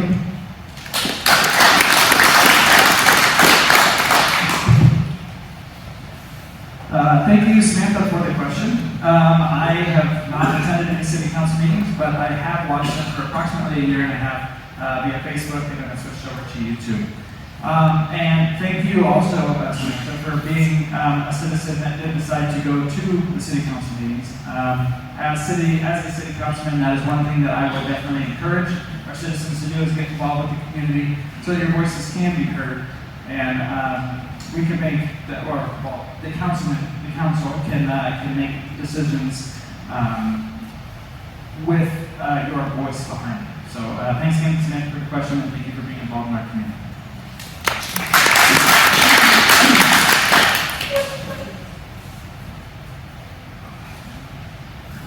Yes, thank you, Samantha, for that question. Personally, I haven't been to any in person, but when you've been in the military for so long, briefings kind of, you don't want to go revisit them too much. But I do read voraciously, and I've read up on the previous city council meetings.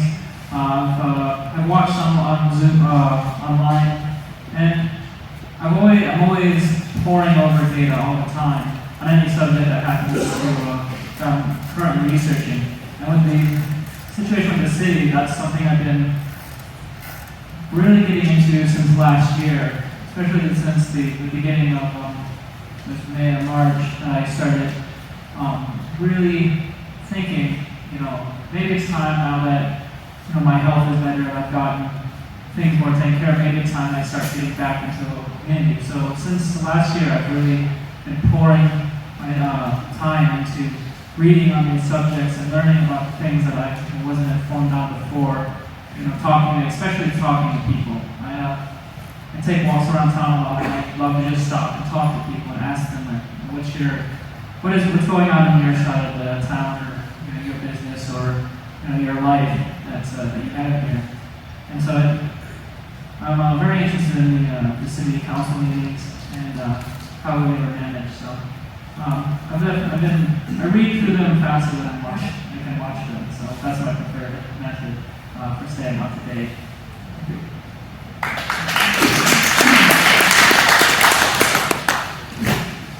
Samantha, thank you for that question. Diana's got some time on me, no doubt. 17 years, that's 13 over me. I've been to the council meetings for the 4 years that I've held my office. Prior to that, specifically to your question, I have to give you an average. I don't know exactly, but it was approximately somewhere in the neighborhood of 6 to 9 months prior to even announcing my candidacy for the position 4 years ago. And I clearly remember one time that I, just as a citizen, not having any actual say, I objected to one of the items the council was doing, and the council was gracious enough to hear my concerns. And so, 6 to 9 months, I think, answers that question, as well as many other meetings that I've attended on my own will, just so that I can help grasp what's going on in our region, to include Elmore County Commissioner meetings and some state-level meetings with Idaho Department of Water Resources. Thank you.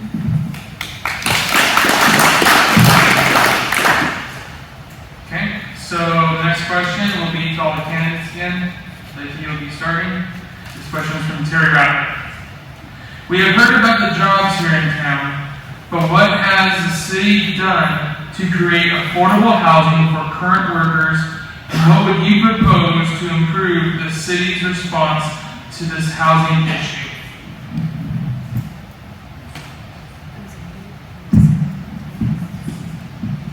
I'll just read one. And Jenny, I want everybody to understand, when we talk about low-income housing, we're talking about service workers here in the community. And what has the city done, if anything, about that? Or what they propose? Okay, I'll repeat it. So, we have heard about the jobs here in town, but what has the city done to create affordable housing for current workers, and what would you propose to improve the city's response to this housing issue?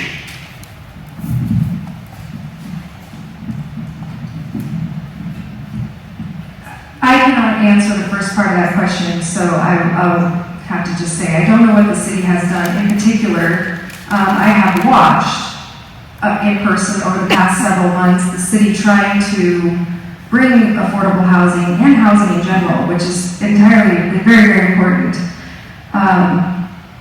As far as affordable housing, it is critical and needed nationwide. This is not just a problem to Mountain Home. I don't know what it would look like, so I don't want to keep going on as far as to get affordable housing here. I know we have some lower income apartments and things in the works. I do property management. I see what these people struggle with monthly with the prices of homes to buy or sell and rent. So I think Brock is doing a good job bringing housing here, affordable. I don't know what that would look like, subsidized housing, and it'd be something we could work on in the future. Thank you.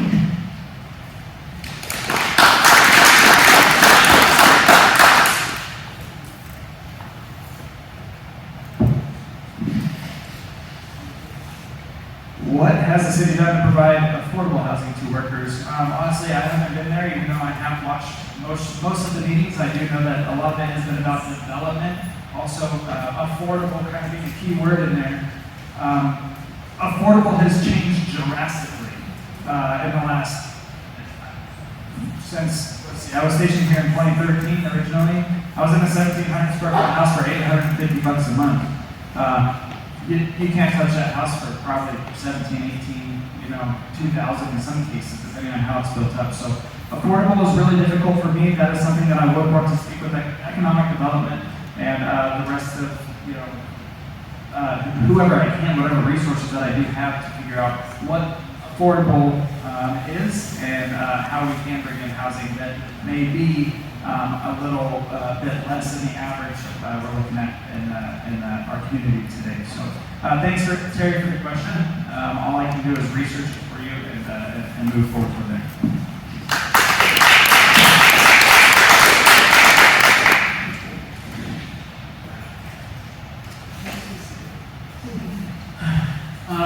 As I've reiterated, the cost of living is a huge concern for mine.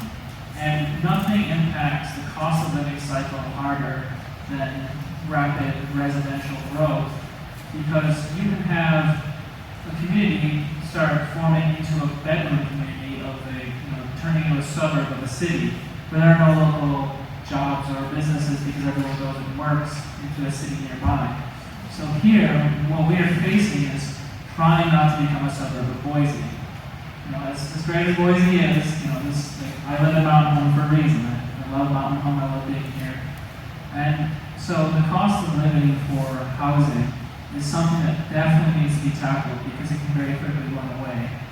And so having affordable apartments, and if we do zoning for multi-tier apartments, where people can afford it enough to start building an essay for themselves to have their own home eventually, where we can start selling homes at kind of more of a mid-range than what we're seeing now, where it's, you're kind of topping out very quickly in the price range instead of having anything moderate or lower.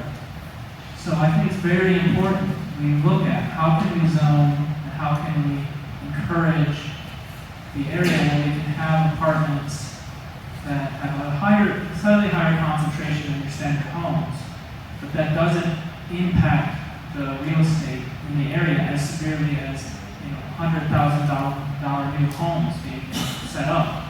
Because as you build more homes, you create rising land value. Rising land value feeds back into it, and you have less opportunities for local business. And with that, you have less opportunities for affordable housing. So I'm very, very much interested in talking to experts and specialists who know how to break this cycle of increased cost. Time is up.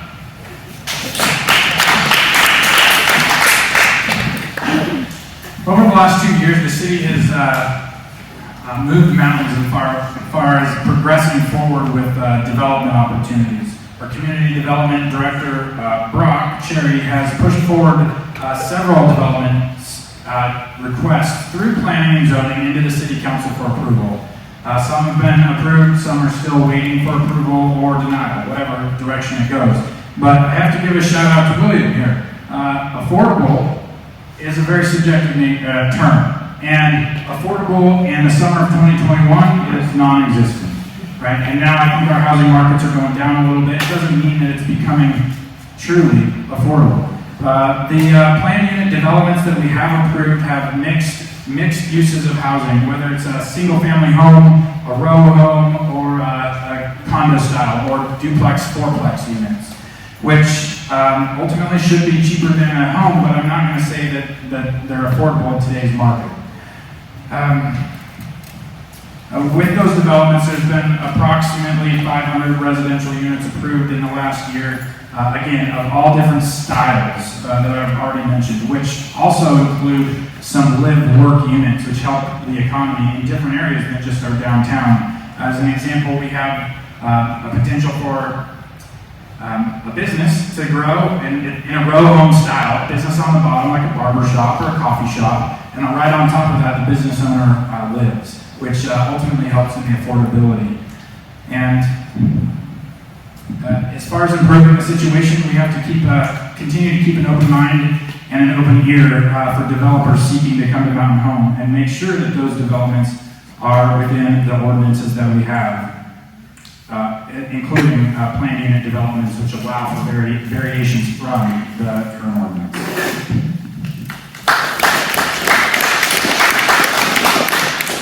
All I'm afraid I'm going to have to say some of the stuff that Councilman Brennan said.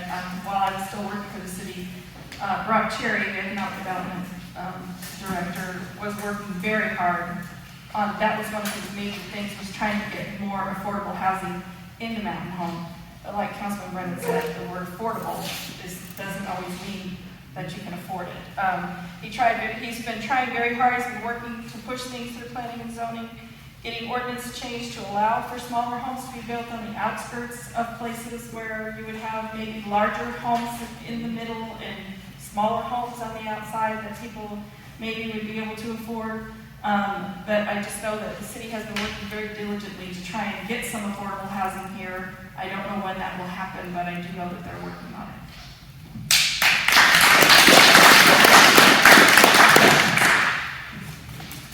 Okay. So, next question to everybody. Will you be first to respond? This is from Tiffany Bell. Give one example or idea that you could implement to modernize technology, and how would that aid in the efficiency to the city staff and citizens, excluding the city fiber project?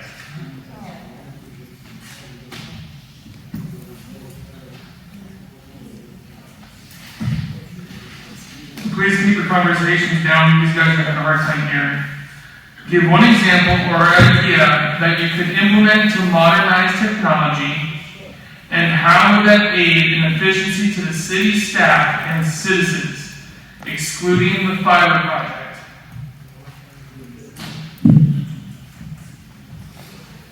So, the only thing that I come up with off the top of my head is, I know in business, we like to have a CRM or some kind of, payment processing system, or something that takes something that takes, pen and paper, and then it is electronic. It's quick, right? You're saving a bunch of time that way. So I don't know of anything off the top of my head because I don't know how.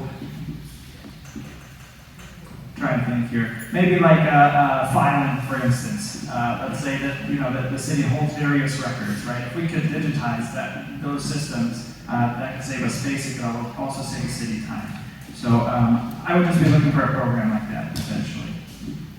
Yeah. Thanks.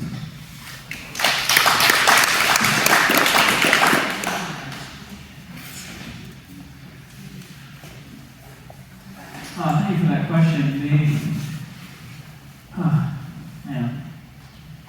I'm a big technology, I love technology and read up on it all the time. And it's kind of hard to think of any one thing of how I'd bring it, but to kind of bring it back down to earth a little. One, I think, big improvement improvement I would like to see is that the City Rail Industrial Park, which, railroad's not exactly a new technology. I think it's been around for a couple decades at least. But having an outlet for the city where we can have industry come in and export from the city, I think that would open up a lot of the economy in ways that can help us sustain the growth and be less dependent on, the communities outside of the city. If we had our own industry park with a rail line for shipping things out and taking, pressure off the roads, because I'm sure you've all seen quite a few tractor trailers on the roads from here to work. So having another route for locally produced industry, I think would make a very big difference and would help in the long run with the sustaining the community's growth.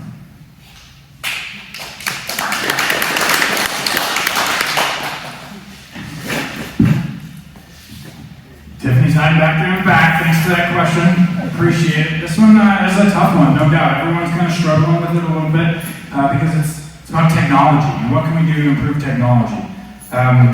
What I will tell you is a few things that the city has done in just the last couple months that has really improved technology, starting again with our community development office and the building officials, which is the OpenGov software system that our city brought on, which is an online processing form for building permits and all different kind of permits that tracks where it's at so that it ensures it doesn't get lost in the system, right? And so this helps us to make sure everything is moving through the government as it's supposed to and not getting held up for an extended period of time. This just went live, I believe I was told, this week. So congrats to those guys that got that implemented for our own people coming and looking to develop in our town. Also, the e-ticketing for police, right? Love it or hate it, there's now an easier way, or let's call it a faster way to scratch that ticket off for any kind of violation. They scan your driver's license or registration and hit print. No longer takes 10 minutes to hand scratch that ticket. So many things like this are moving forward and shaping the city. But as far as my own idea at this moment to implement, it would probably just be those city hall procedures in terms of helping citizens pay bills faster or ask questions, an open communication line for citizens to the council and city administration.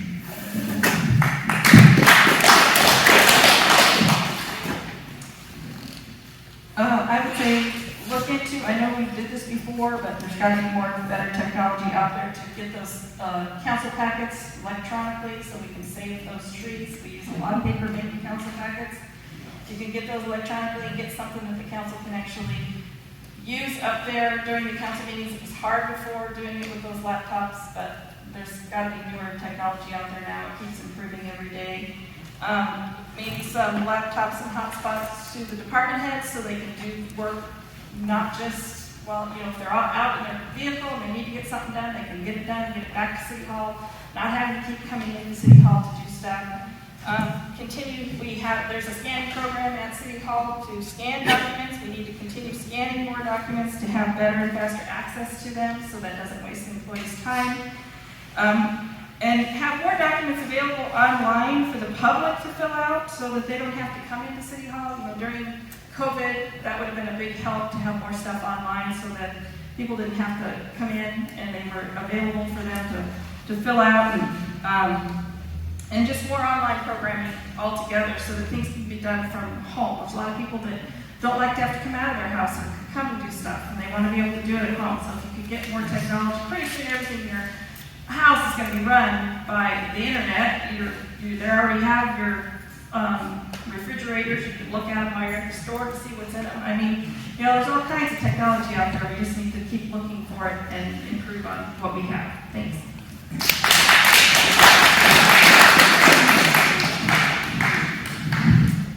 Well, I know there are a few of you out here who I know have been a sore thumb and a pain in your side concerning the online website that the City of Mountain Home uses. I think I would like to give kudos. Lately, they have really stepped up and have started adding the city council minutes and the agendas and the online ordinances. That is extremely helpful for me when I was researching the subdivision that was going behind us. I didn't want to have to keep calling Brock or, well, Nina wasn't there anymore, but anyways, moot point, Paula, and ask for this stuff when there's a website right there in front of me, and the information just wasn't there. But the City of Mountain Home has made great stride, thank you very much. As far as modern technology, I love technology, and I think technology makes our lives extremely efficient. Nina mentioned having laptops. That's very easy, even just a tablet. The city council packets, I sit on the hospital board district, and I haven't printed a hospital board packet in a year because I bring my tablet. It's a waste of trees, it's a waste of ink, it's a waste of our taxpayers' dollars. So I think trying to bring things online, I personally, I get a lot of water bills for my rentals, and so I, every month, pack all the little envelopes back and I bring them down to City Hall. Those are little things that I think we could try and do better at a city level, and keep the technology coming, because I love it. And thank you to the City of Mountain Home for going online with your documents.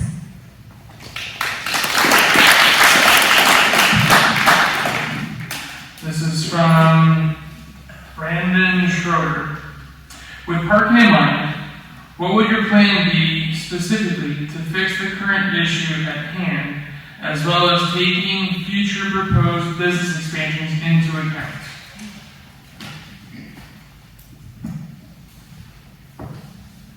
Oh yeah, I mentioned it before about the one thing I disagree with the downtown plan was the how they're incorporating parking. I know they've had a very expensive survey done with the town to look at parking in the city, and they came back and they were told, there's more than enough parking in the city. Well, an empty lot on the far side of town is not going to necessarily serve downtown very well if it's nowhere near it. So, I believe the city itself has more than enough parking for the population. Do we have it where we need it for the level of traffic that where we want it to happen? In downtown, I know there's a plan for a water fountain, a little water park at the railroad park, and to have a skate rink there. And I haven't been out to the village in Meridian and familiar with how they do that. I love the idea of Mountain Home having that. But is that the best use of that space right there, where we need parking for what we want downtown to be? Or are we have the parking down by the fire truck is across from the Manhattan Cafe, and we see how much that is used. But is that spot going to be able to facilitate all the business we want happening downtown? When the two churches, they have their private parking, but they don't want to have to compete with the entire community for their own, their parish. And we also have the school coming in, and they're going to have their parking demands. And I know some of the buildings that are proposed for putting downtown are going to also have heavy loads on parking. So I know we have the plan for the railroad park, but I very much would want to see maybe it reconsidered to support the logistical demands of what downtown's going to need.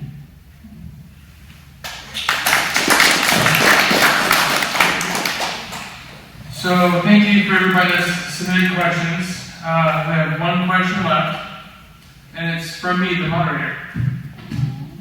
Changing the game up a little bit. This will start with Nina. In one word, what best describes you?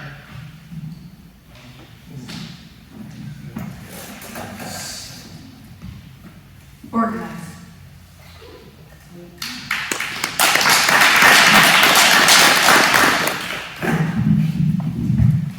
Tenacious.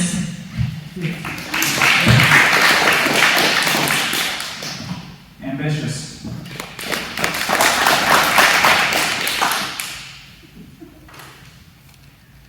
Resilient. I'm going to go with trustworthy.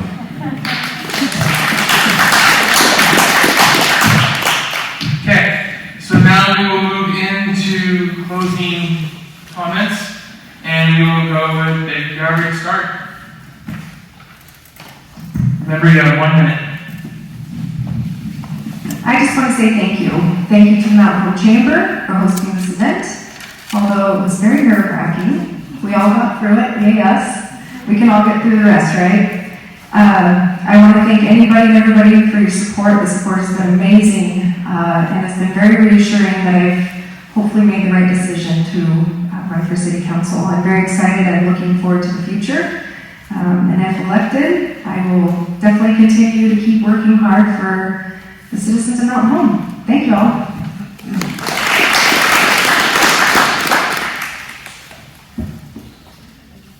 Thank you, citizens of Mountain Home, for coming out and supporting everybody tonight as we sit up here. And also thank you to the Chamber for putting this event together. I also hope that I made the right decision as well. I'm really enjoying it. I'm learning a ton. Even sitting up here tonight, I have learned a lot. And as I said before, with the ambition, it's just a constant learning experience, and I'm really having a great time doing it. So, thanks again, everybody, for coming out and supporting everybody tonight. And yeah, we'll see you later.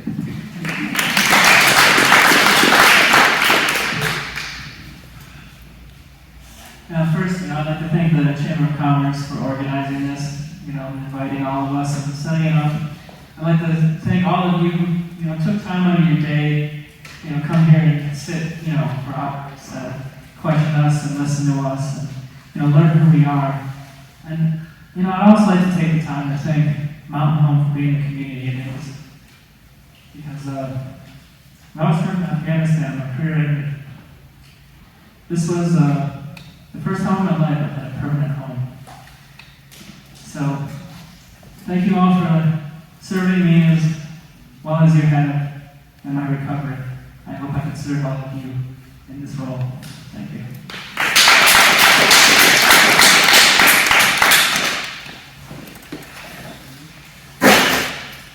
I'll echo everybody else's comments. Thanks to everybody that put this on at the Chamber, and all of you that have given your precious time to come here and listen to us try to earn your vote, ultimately. I am very confident that each and every one of you can continue to trust me in making the tough decisions of the city through the finances, the ordinances, the actions of the council.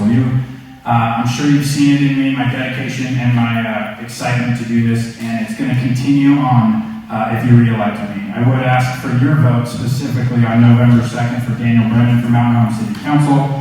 And finally, I want you to know that I will be here to answer any follow-up questions until all of you are confident that your questions have been answered. So I'm here and available for you, probably outside because Jimmy will kick me out. So thank you.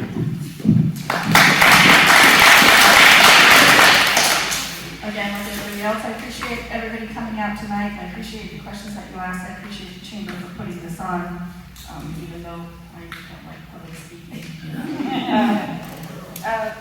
So thank you for coming out tonight. I worked hard for the city for 17 years, and with my experience, I'm looking forward to working hard for this city again, for your people that live here. I will work hard to protect your tax dollars, and I appreciate your vote on November 2nd. Thank you.